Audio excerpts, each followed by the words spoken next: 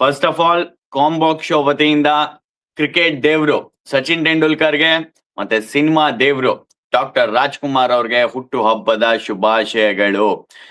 ಒಬ್ರು ಅಭಿಮಾನಿಗಳನ್ನ ದೇವ್ರು ಅಂದ್ರು, ಇನ್ನೊಬ್ರು ಅಭಿಮಾನಿಗಳಿಂದ ದೇವ್ರು ಅಂತ ಕರೆಸ್ಕೊಂಡ್ರು. ಇಬ್ರು ಜೆಮ್ ಆಫ್ ಹ್ಯೂಮನ್ ಬೀಯಿಂಗ್, ಸಾಕಷ್ಟು ಡೇ ಟು ಡೇ ಲೈಫ್ ನಲ್ಲಿ ಪ್ರಭಾವ ಬೀರಿರುವಂತವ್ರು.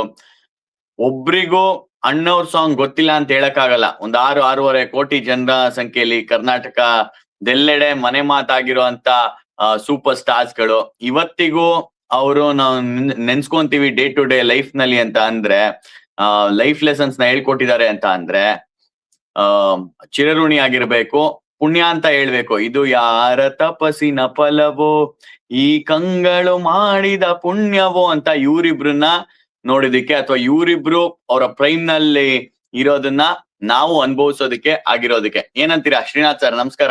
ನಮಸ್ಕಾರ. ಏನೆಂದು ನಾ ಹೇಳಲಿ ಮಾನವನಾಸೆಗೆ ಕೊನೆಯಲ್ಲಿ, ಅದಕ್ಕಿನ್ನ ನಾ ಬೇಕಾಗಿರೋದು ಎಸ್ ಇಬ್ರು ಮಹಾನ್ ವ್ಯಕ್ತಿಗಳು, ದಿಗ್ಗಜರು.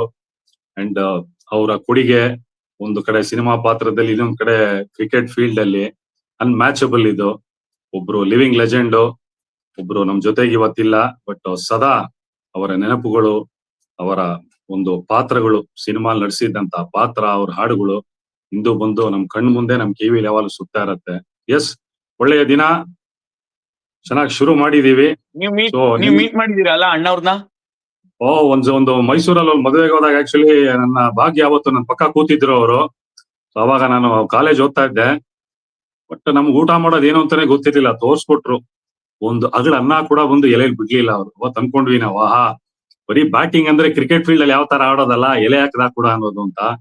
ಸೊ ನನ್ನ ಸೌಭಾಗ್ಯ ಜೀವನದಲ್ಲಿ ಅವ್ರನ್ನ ಒಂದ್ಸಲಿ ಸ್ವತಃ ಭೇಟಿಯಾಗಿ ಪಕ್ಕದಲ್ಲಿ ಕೂತು ಮದುವೆಯಲ್ಲಿ ಇದಾಗಿದ್ದು ಅಂತ.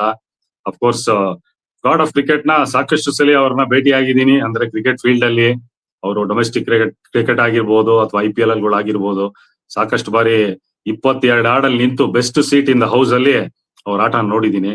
So yes, truly blessed.